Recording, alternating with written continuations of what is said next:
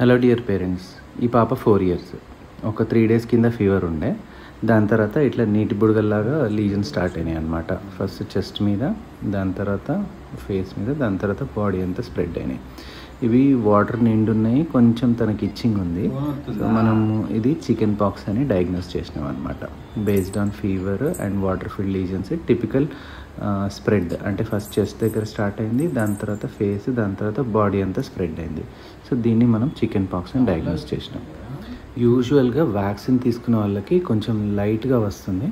అదే వ్యాక్సిన్ తీసుకోలేదంటే చాలా హెవీగా బాడీ అంతా, దీనికంటే కూడా చాలా ఎక్కువ రేట్లలో ఆ లీజన్స్ కనిపిస్తాయి అన్నమాట. అండ్ ఇలా చికెన్ పాక్స్ వచ్చినప్పుడు మనము ఈ చైల్డ్ని ఇంట్లోంచి బయటికి పంపించద్దు, ఐసోలేషన్ చేయాలి. అండ్ ఎలా స్ప్రెడ్ అవుతుంది ఈ చికెన్ పాక్స్ అంటే మనం తుమ్మడము, దగ్గడము, ప్లస్ మనం చేయి అడ్డం పెట్టుకొని ఆ చేయి ఎక్కడైనా టచ్ చేయడం, కాంటాక్ట్, దీనివల్ల కూడా చికెన్ పాక్స్ స్ప్రెడ్ అవుతుంది. ఆ ర్యాష్ని టచ్ చేస్తే కూడా చికెన్ పాక్స్ స్ప్రెడ్ అవుతుంది. ఒకవేళ ఇంట్లో ఎవరైనా వేరే పిల్లలు ఉన్నారంటే వాళ్ళు చికెన్ పాక్స్ వ్యాక్సిన్ తీసుకోలేదంటే 15 months దాటిన తర్వాత వాళ్ళకి చికెన్ పాక్స్ వ్యాక్సిన్ కూడా వేయచ్చు.